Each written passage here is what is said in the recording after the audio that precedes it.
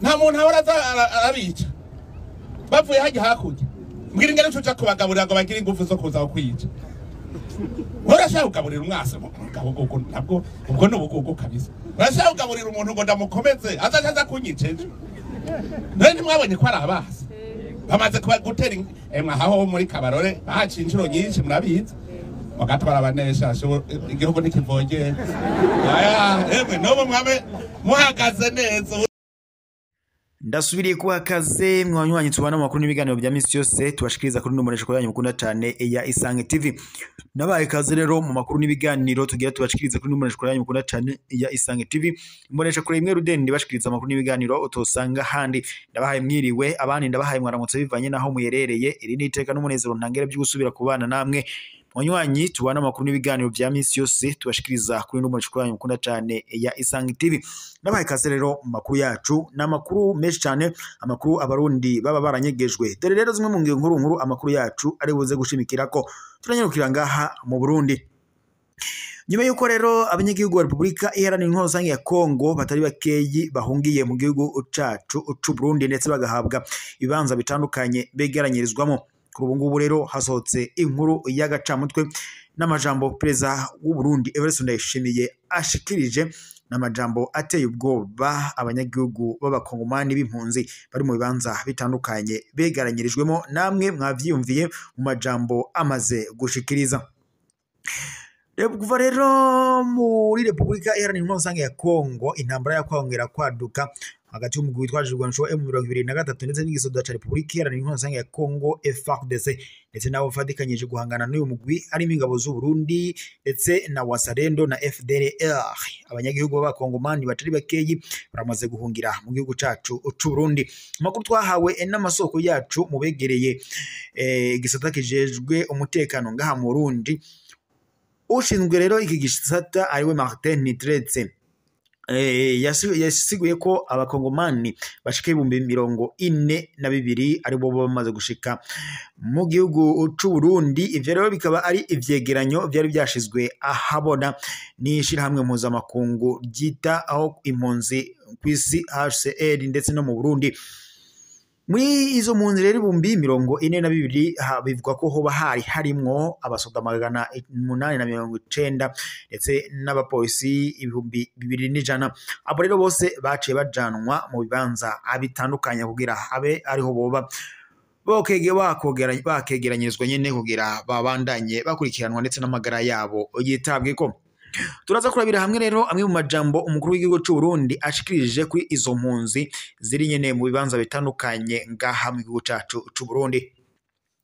Mu yandi makuru kandi turaza kunyarukira ku kibuga cirimo kirubakwa mu ntara ya Bubanza, aho kuri ngubu bivuga ko ngo hakenewe amahera y'amarundi arenga 500,000 kugira ibikorwa byo kubaka ikibuga c'Ububanza bihere neza. Turaza kurabira hamwe ku buryo bw'izo nizo ibijanye n'iyubakwa ry'ico kibuga.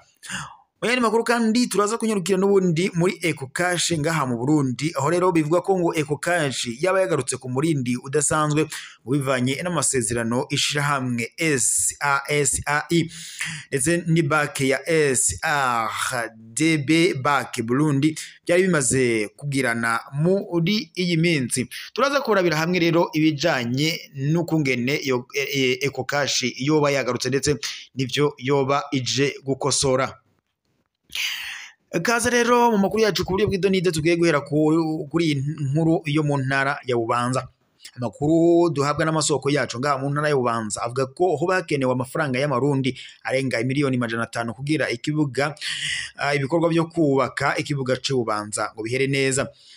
Ubwugamo ngo bivuga ko nyene amakuru dukurayo bivuga ko ubwugamo bwo bwaraheze, intebe zarashitsemwo, urugo narwo ngo rwarubatswe neza. Ibiboneka ko ngo ico kibuga cubatswe neza hamwe ndetse ngo ibikorwa byo kugiheraheza byo bandanya kuko ngo biramaze amezi hafi 5 bihagaze.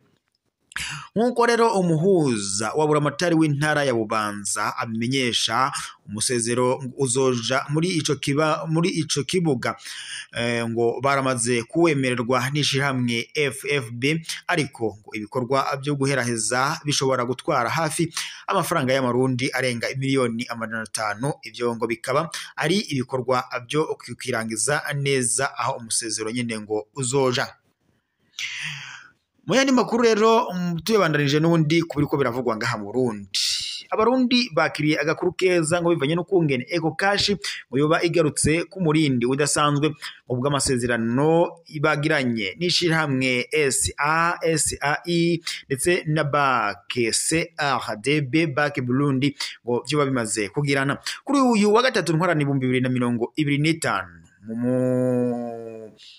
mu nyubakwa z'ishirahamwe SAI ngo niho haterewe umukono kuri ayo masezerano azotuma uguhanahana amafaranga mu muyaga electronic mu ndimi z'amahanga na Eco Cash ngo bisubira kuba ukuri kwamye ngo mu gihe vyari bisa n'ibitagikora neza. Nkuko bishikirizwa na Bukene Celestin, umuyobozi mukuru wa SAI, avuga ko ngo haheze iminsi itari mike aba agenti badakoresha Eco Cash cyane, ngo bivuye kandi ngo kukubura aho ngo batanga amafaranga mu muyaga iyo ngo abaguzi bayabahaye mu ntoke. Ariko kandi ubu ngo ico gisata ngo kikaba kigiye kuzokorana ni banke SARDB, aho ndetse ngo ata muntu numwe azosubira kubura aho atora amafaranga afadika agatanga amafaranga mu muyaga.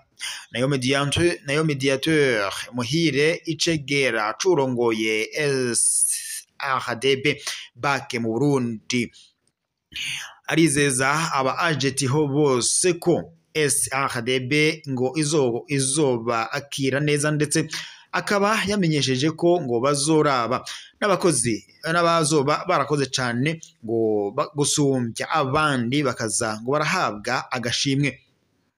Ikindi kandi ndetse ngo yanavuze ko n'aba agenti bifuza ideni nuko bazoza bakarihabwa mu gihe ngo berekanye ubwizigirwa. Yamenyesheje kandi ko SARDB ifise abakozi ngo bakwiragiye mu gihugu cyose ngo ibizotuma aba agenti ba Eco Cash ngo barohererwa mu rudandaza rwabo rwa buri munsi. Reka rero tube dusozereye amakuru yacu ngaha muri aya masaha. Gusa no wibutsa ko mwese mudukurikira muri ijya nino atandukanye muba muri ko murakurikira amakuru ku muresha ko yanyu mukunda cyane imwe rudende ya Isange TV, imonesha kure imwe rudende bashikiriza amakuru n'ibiganiro utosanga ku zindi imonesha kure kandi ibakorera amatohoza ikabazanira amakuru abarundi n'abandi mwese muba mwaranyegejwe, haba muri politiki, haba mu iperereza, haba mu gateka kazi na muntu, mu ndero, inkino, amagara y'abantu ndetse ni no mu bindi bisata bitandukanye. Imbonesha kuri yanyu rero ishikayo ayose ikabadorokaniriza ku buryo bw'idonido.